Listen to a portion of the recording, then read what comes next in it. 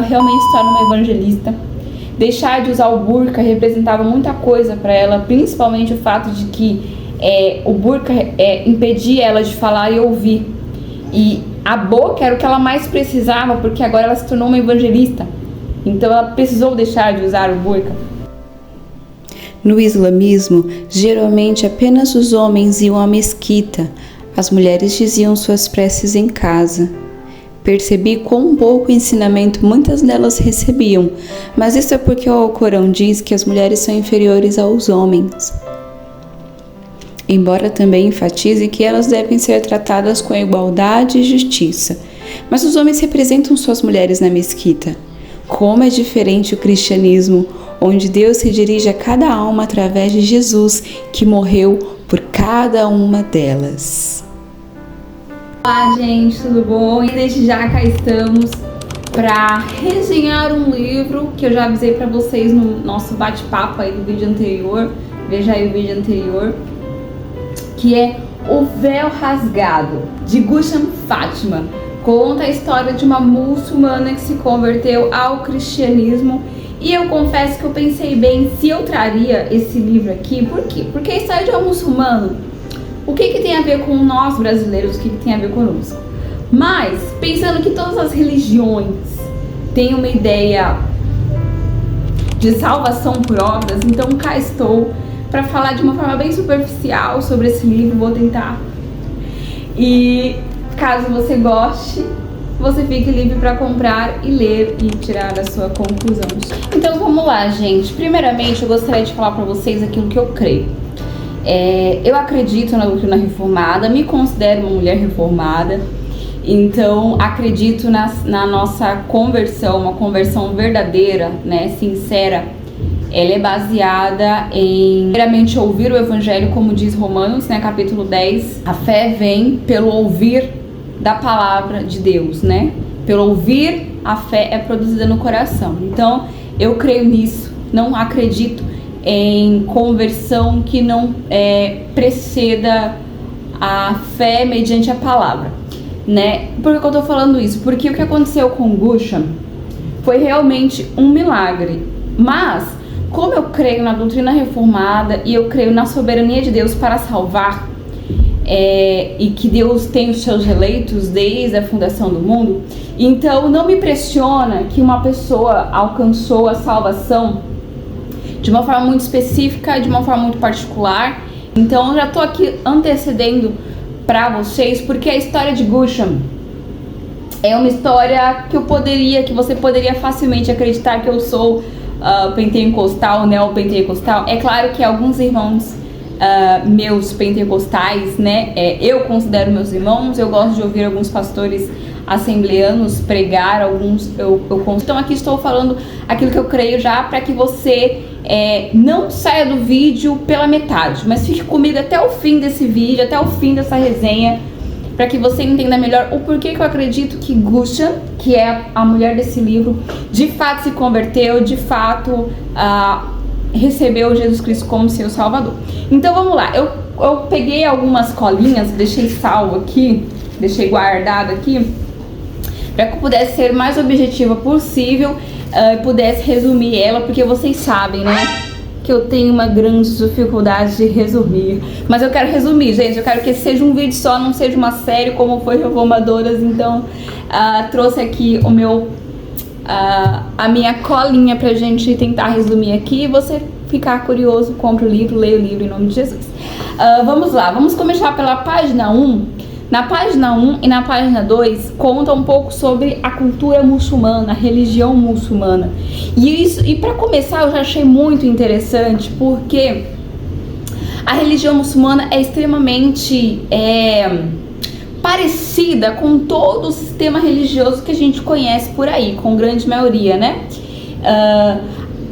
A diferença do cristianismo para todas as religiões, e aí eu já quero te confrontar a talvez você pensar se você está sendo de fato um cristão ou talvez um religioso, é que todas as religiões vão enfatizar salvação por obras. Você tem que fazer, você tem que ser, você tem que estar. Então os muçulmanos, eles têm uma rotina de oração que começa desde a madrugada, entre 3 e 4 horas da manhã, vai até o fim do dia. Eles têm uma questão de jejuns, né? Alguns momentos específicos do ano que eles fazem longos períodos de jejuns. Eles têm uma regra de que pelo menos uma vez no ano, uma vez na vida você precisa fazer a peregrinação de Meca, que é uma peregrinação que representa ali aquele momento em que Agar foge com Ismael, né? Quando Sara expulsa Agar e Ismael, né? Abraão consente com Sara. E a partir daí você já entende o porquê que os árabes, né, têm uma certa aversão aos israelenses e aos cristãos, né, que têm a fé de Abraão baseado em Sara e Isaac. Então, uma vez na vida, uma pessoa de religião muçulmana precisa fazer pelo menos uma vez na vida, né, a peregrinação de Meca, que representa essa peregrinação ao deserto, aonde Agar vai com Ismael para o deserto e Deus, né, Alá, protege Agar e assim consegue preservar toda a nação árabe, né, mediante Ismael.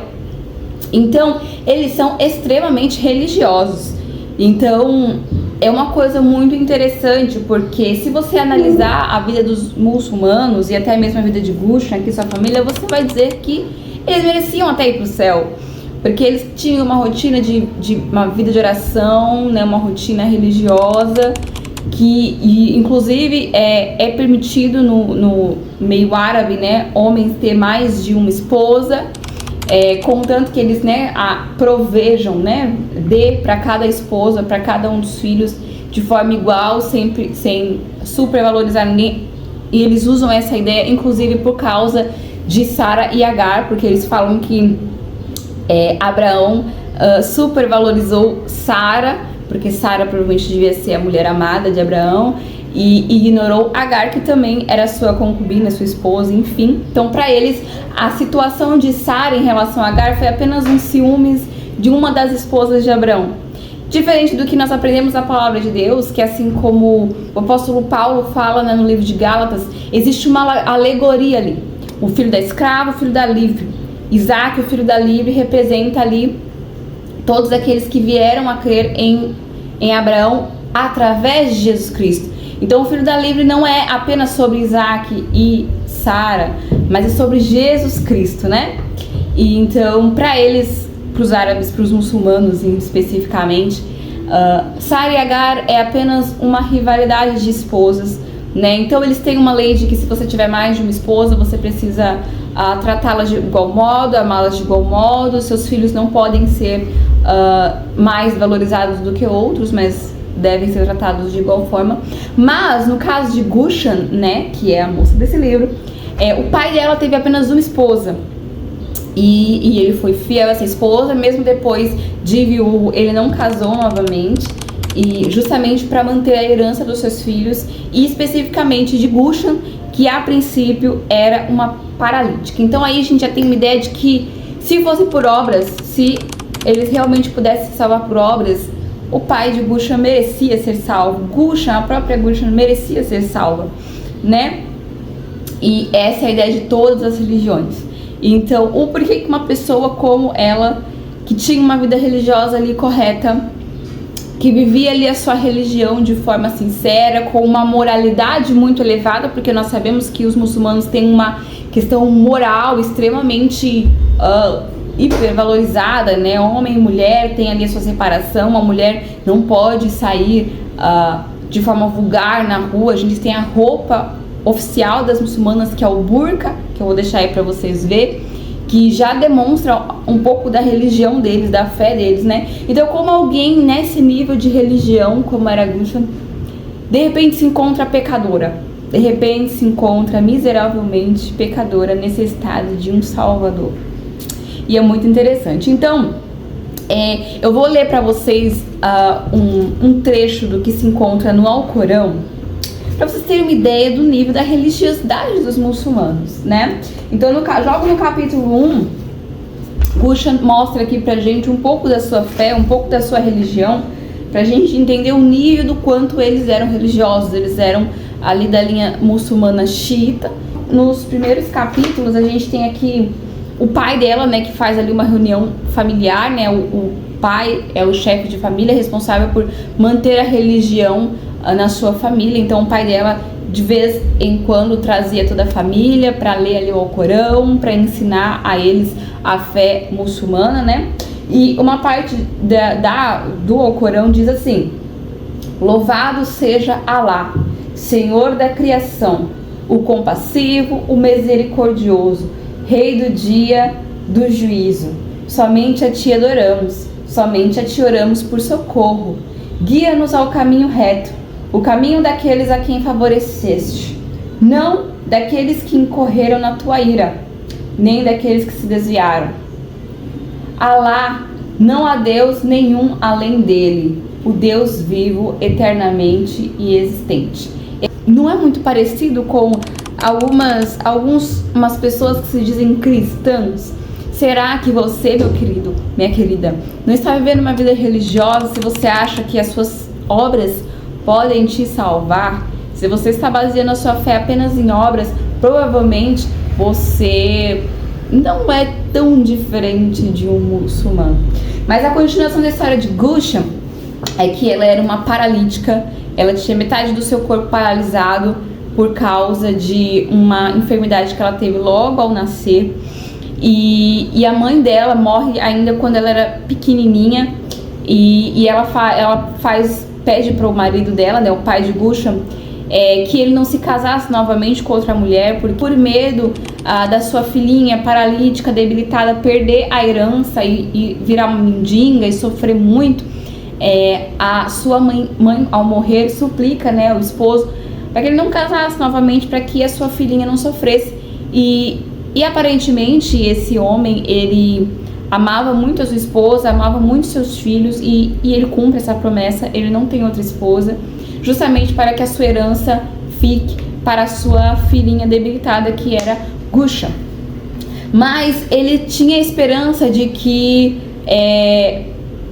a sua filha alcançasse a cura. Então a primeira coisa que ele faz é buscar por meio dos médicos a cura para sua filha. Então ele conheceu um médico extremamente habilidoso. Ele era um homem rico, né, o pai de Gusha. O pai de Gusha era um homem rico. Então Gusha vinha de uma família rica, né, com uma boa...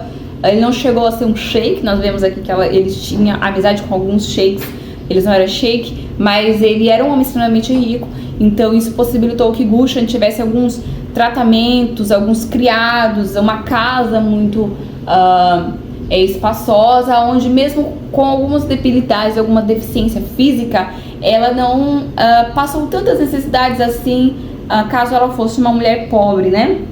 Então a primeira coisa que ela relata aqui é que o seu pai, mesmo sendo um empresário, né, um homem rico, conhecia muitas pessoas, conheceu um médico na Inglaterra. Então eles partem do seu país, né, o Paquistão, para Londres, né, mais especificamente a Inglaterra.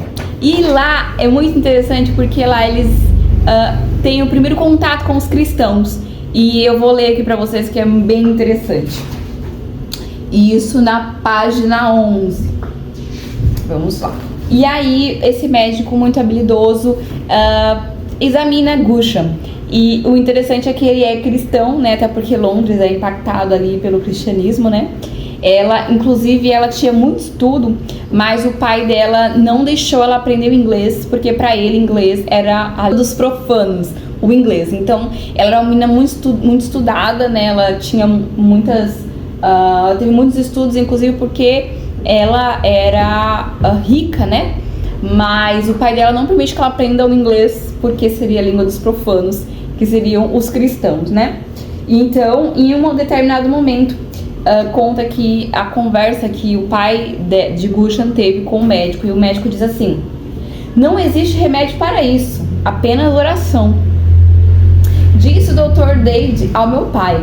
A serenidade de sua voz era irrefutável. Escutando deitado ao meu lado, ouvi o nome de Deus pronunciado pelo médico inglês desconhecido. Fiquei intrigada. O que ele poderia saber sobre Deus? Meu pai foi até a porta com ele e quando voltou disse: foi muito bom o inglês nos ter aconselhado a oração. Este país é cristão, disse ele. Eles acreditam em Jesus Cristo como Filho de Deus. Naturalmente estão errados, porque Deus nunca se casou, E como poderia ter um filho? Mesmo assim, eles são um povo de um livro, da mesma forma que nós. Os muçulmanos e os cristãos compartilham o mesmo livro. É interessante porque isso não é verdade, né? Os muçulmanos, eles partilham do Alcorão. O Alcorão é sua base de fé. Nós, cristãos, é a Bíblia. Isso me intrigou. Como podiam eles compartilhar do nosso livro e ainda assim serem tão diferentes? Eles são livres para fazer muitas coisas que nós não fazemos, disse o pai dela. São livres para comer carne de porco, tomar bebidas alcoólicas. Não existe distância entre homens e mulheres. Podemos diferir deles na religião, mas eles são um povo simpático e fará coisas por vocês. São caridosos, concluiu ele. Ponderei as contradições dos ingleses, um povo bondoso que vivia num país tranquilo e verde, alimentado por chuvas frequentes, cujo livro conduzia tanta liberdade. Entretanto, o nosso livro era relacionado ao deles. Qual era a chave dessa diferença entre nós? Isso era profundo demais para uma menina de 14 anos. Então, aqui se encerra essa visita que ela fez na Inglaterra, quando ainda era uma menina, o que já colocou uma pulguinha atrás da orelha dela, fazendo ela perguntar ou questionar o que é de tão diferente deles para nós, sendo que eles partilham do mesmo livro ou dos mesmos ideais que a gente, né? Então, vendo que o médico não poderia curar Gusha, a última esperança para que ela fosse curada de sua paralisia era a peregrinação a Meca. Então eles começaram dali, eles voltaram para casa, eles se prepararam para a peregrinação em Meca, né? Então se você quer saber um pouquinho mais, pesquisa aí no Google, né? Vai ter contato com, saber um pouco mais o que seria. E embora seja uma exigência para os árabes, né? São poucas pessoas, não são todos que conseguem fazer essa peregrinação. Então, de acordo com a lei árabe, você precisa fazer pelo menos uma vez na vida essa peregrinação. Mas é um custo muito alto, é muito caro fazer essa peregrinação. Então, Gusha pôde fazer porque ela era uma mulher rica, né? Sua família era rica. Mas quando eles voltam da peregrinação, eles são até tratados como uma divindade, né? Você foi para a peregrinação de Meca, você está mais elevado que nós. Mas não são todos os muçulmanos que conseguem fazer essa peregrinação por causa que é um custo muito alto, né? Mas enfim, eu vou pular essa parte da peregrinação.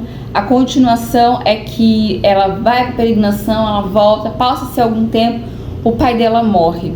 E aí é quando começa toda a conturbação da vida de Gusha, porque o pai dela morre, o pai dela era a representação que ela tinha sobre um chefe da vida dela, o chefe de família, aquele que trazia a religião para ela, que ele fazia de forma clara a ideia da fé dela, que firmava a fé dela, né? De repente o pai dela morre e agora ela se encontra perdida e ela começa a questionar Deus. Mas é nesse momento em que o pai dela morre que ela começa a ter o seu primeiro contato com a fé cristã ou com Jesus Cristo, né? Porque ela sente uma dor muito grande, ela acha que Deus está castigando ela. Ela começa a questionar se ela cometeu um pecado tão grande assim, porque ela foi privada de viver com a mãe dela quando era pequena e agora o pai dela morre e ela se encontra completamente perdida e ela tem até o mesmo suicídio, mas ela sabia que se ela se matasse, se ela tirasse a vida dela, ela poderia ir para o inferno, porque não havia perdão para o suicídio, essa é a lei deles, né? Então ela se encontra completamente perdida. E agora? O que fazer? Então aqui, a partir daí é relatado o primeiro momento em que ela faz uma oração sincera a Deus, sem religião, porque eles aprendem que existe uma forma de orar. Então eles têm ali escrito, como os católicos, né, a oração do Pai Nosso, a reza da Ave Maria, enfim. Então eles têm ali as suas orações escritas. Mas nesse momento ela começa a sentir uma vontade de orar, de fato, livre de religião. E aí, a partir daí, eu creio que essa é uma obra do Espírito. Por isso que eu creio que a conversão dela, né, não é espantoso para mim que Deus foi até lá e quis salvar Gusha, porque eu acredito na soberania de Deus, que Deus quer, quando Ele quer salvar, Ele salva. E até porque quando nós estamos afundados em pecado, ou no caso de Gusha, em uma vida religiosa tão profunda, a salvação, ela é um dos maiores milagres que a gente pode ver na nossa vida, porque se Deus não abrir o nosso entendimento, como ele fez com o apóstolo Paulo, por exemplo, né? Em que ele perseguiu os cristãos, mas na cabeça dele ele estava fazendo o que era certo, ele estava defendendo a fé dele, né?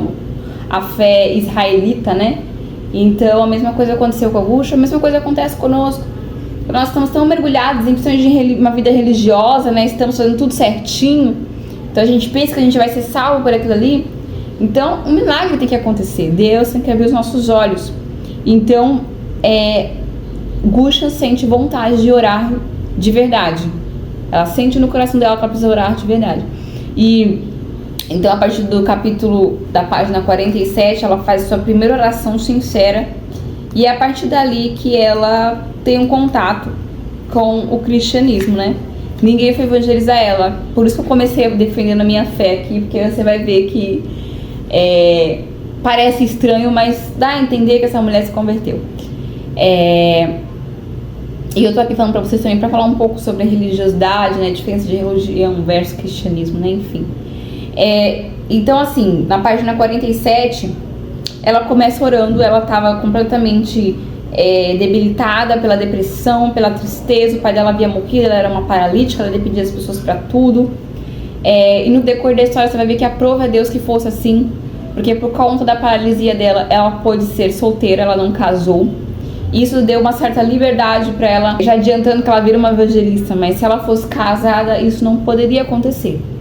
E depois que o pai dela morre, aí sim ela pôde ser de fato, mesmo no Paquistão, mesmo sendo de tradição muçulmana, uma mulher livre para viver a fé cristã. Deus quis que fosse assim. Então ela diz na oração: quero morrer. Falei, não quero mais viver. E isso é tudo. Não posso explicar, mas eu sabia que estava sendo ouvida. Era como se um véu estivesse sendo erguido entre mim e alguma fonte de paz. E essa é a referência do nome. Então é uma referência de que mais pra frente ela deixa de usar o burca, que é uma roupa tradicional muçulmana, né? E a referência também de 2 Coríntios capítulo 3, verso 16, quando fala do véu de Moisés, né? Quando aquela coisa da religião é tirada, o véu é rasgado, então o evangelho pode ser visto de forma mais clara, né? Então ela começou a orar de uma forma muito sincera, de uma forma até um pouco infantil, mas ela deixou de orar como uma religiosa, ela passou a orar como uma pessoa que conversa com Deus Emanuel, né? Aquele Deus conosco, aquele Deus próximo. E a partir daí acontece 3 visões. Ela tem 3 visões. E por isso que eu já comecei defendendo a minha fé aqui. Porque a primeira visão ela tem de Jesus. Jesus se apresenta como Jesus, filho de Maria. E por que ele se apresenta assim? Porque no Alcorão, o pouco que ela vai ler sobre o profeta Jesus, porque no Alcorão não fala que Jesus é o Messias ou o Filho de Deus. Fala que Jesus era um profeta. Quando ela começa a ter o primeiro contato com Jesus, ela começa no Alcorão. Então é assim que está escrito no Alcorão sobre Jesus Cristo: Jesus, filho de Maria. Então Jesus se apresenta para ela como Jesus, filho de Maria. E a partir daí ela começa a ler sobre Jesus, porém no Alcorão, né? E aí depois ela tem uma segunda visão. Nessa segunda visão, ela é curada. Ela passa a andar de forma completamente como se ela tivesse nascido. Ela falou que só ficou uma sequela, uma pequena sequela numa das mãos dela, não sei qual, que ela não conseguia ainda mexer muito bem. E ela falou que Deus permitiu que essa sequela ficasse nela, para que ela se lembrasse de onde Deus tirou ela. E então, quando ela foi curada, e ela tem essa visão de novo, porque ela viu uma luz muito forte, né, no quarto dela, e ela deduz que aquilo foi uma visão e não um sonho, porque ela vai dormir depois disso. E quando ela acorda sem visão. Ela fala que o olho dela estava um pouco marejado, assim, como se tivesse areia no olho. Ela não consegue enxergar muito bem, porque realmente foi uma luz que invadiu no quarto dela. E aí ela é curada. Quando ela é curada, ela não consegue se conter. Ela passa dali em diante a dizer que quem curou ela foi Jesus Cristo. E ela já estava lendo sobre Jesus no Alcorão. Então a partir daí, aí você pensa, poxa, ela foi curada. Ela passou um dia inteiro cega por causa da visão que ela teve. Então as pessoas vão crer também. Não é isso que acontece. A família dela se revolta contra ela. os irmãos dela, resumindo a história, né? Eles têm uma tentativa de assassinato, tentam matar ela. Eles não conseguem por conta do amor e do carinho que eles tinham pela irmã. Mas de acordo com a lei deles, eles tinham que matar a irmã deles por causa que está na lei, né? Que o cristão deve ser morto, né? Então eles decidem expulsar a Gushan de casa. Mesmo Gushan sendo uma mulher rica, ela passa a viver meio que de favor, né? Por conta disso. Então a gente aqui, a partir daqui eu entendi o porquê que a Bíblia fala tanto sobre a hospitalidade, como é importante a hospitalidade. Porque daqui até pro final do livro, Gushan necessitou da caridade dos irmãos. Ela vivia se mudando de casa e ela necessitava do acolhimento, da hospitalidade dos irmãos, para que ela não virasse uma moradora de rua. Depois ela tem uma terceira visão. Nessa terceira visão, aí eu pensei, né? Se essa terceira visão vai falar, Gushan, faça isso, não faça aquilo, vai mostrar uma nova religião, eu já não quero mais ler esse livro. Mas aí é interessante porque ela tá querendo saber agora: Senhor, agora eu sou tua. Agora eu sou tua discípula, agora eu sou crente, agora eu sou cristão, o que eu devo fazer? Essa era a questão de Gushan. Então ela tá esperando ter uma nova visão que diria pra ela o que ela deveria fazer. Nessa nova visão que ela tem, é a terceira e última que é relatada aqui no livro. Jesus mostra pra ela um homem que ela deveria ir atrás dele para conseguir uma Bíblia. E a partir dali ela não teria mais visões. Ela só leria a Bíblia e, lendo a Bíblia, ela saberia qual era a vontade de Deus. Então foi daí que eu criei que, poxa, essa é uma história de uma conversão real, né? E assim, eu não duvido que Deus faça essas coisas, gente. E aí o que acontece? Ela vê nessa visão esse homem e ela sabe onde ele mora, que é a cidade de Lahore, que ela começou a dizer que, né, que ficava meio que na capital, né? Então ela tinha uma amiga lá e ela faz todo um trâmite pra falar pra família dela que ela tá indo apenas visitar uma amiga, mas não, ela finge, né? Mas ela vai pra casa dessa amiga e ela passa alguns dias lá, justamente porque ela precisava de tempo pra conseguir achar esse rapaz que tinha essa Bíblia, né? Enfim. Interessante que quando ela vai pra lá passar uns dias na casa dessa amiga, ela esquece o burca dela. E aí foi a primeira parte da santificação de Gushan. Porque o burca é uma roupa extremamente fechada, que as mulheres só usam pra, no caso aqui que ela explica, né? Só usam pra quando elas vão sair na rua. Então dentro de casa elas são livres pra apenas colocar um véu, enfim. Porque elas vão ter contato ali apenas com alguns homens que são da família dela, seja marido, seja pai, né? E no caso dos sheiks, por exemplo, tem até uma ala que é separada, que é só para as mulheres, né? Só ficam ali tipo um harém, né? Um mini harém. Então, assim, ali dentro de casa elas são livres para não usar o burca. Mas quando elas vão sair pra rua, elas precisam do burca. E o burca impede elas de falar e de ouvir direito. Mas no caso, como ela explica, não havia necessidade, porque a mulher não podia nem falar com o homem, então não tinha necessidade de ter uma roupa que facilitasse a conversa, né? Mas a primeira coisa que acontece é que ela esquece o burca. E aí Deus já começa a trabalhar algumas coisas nela, né? E aí agora ela ia atrás de um homem no Paquistão, sem o burca. E ela falou, pô, já tô aqui, vou. Simplesmente vou. Então ela foi, atravessou o Paquistão sem o burca. Ela tinha um véuzinho, então ela botou ali o véuzinho dela, foi atrás desse homem. Quando ela chega na casa dele, ela se depara com um pouco de resistência, porque é uma coisa estranha, uma mulher foi atrás dele e lá eles são extremamente... Ela não sabia que existia cristãos lá, né? Eles são extremamente fechados. E só que ela começa a falar da visão e ela começa a recitar o Pai Nosso. Como ela saberia o Pai Nosso se ela não tinha uma Bíblia, se tudo que ela sabia sobre Jesus estava no Alcorão, e o Alcorão é extremamente superficial sobre quem Jesus Cristo é? Então, a partir quando ela começa a falar sobre o Pai Nosso, né? E essa oração do Pai Nosso, ela conta que foi muito especial para ela, porque ela precisava de um pai, porque o pai dela tinha morrido. E Jesus se revela para ela como um pai, e ela aprende a oração do Pai Nosso, enfim. E aí ela consegue uma Bíblia de uma forma muito assim. E assim, a história do livro conta que foi praticamente uma aventura que ela sofreu para poder conseguir essa Bíblia, né? Um ato heróico mesmo da Gushan. E a partir daí ela não tem mais visões. A partir daí, tudo que ela saberia sobre Jesus Cristo, sobre a vontade de Deus para a vida dela, estaria no livro. Ou livro, né? Poderia ser até o nome do livro dela, né? E aí ela se torna uma cristã de verdade. Ela se torna uma evangelista. Conta-se mais pra frente a história em que acontece várias coisas com ela, né? Resumindo. Mas ela, em determinado momento, ela vai presa por conta da fé dela. E tá na lei, né? Que eles tinham que entregar os cristãos. Se os cristãos não fossem mortos, no mínimo eles teriam que ser presos. E ela vai ser presa. E ela tá ali numa cela com algumas criminosas. Ela meio que se isola, né? Ela fala que Deus estava querendo tratar o orgulho dela ali.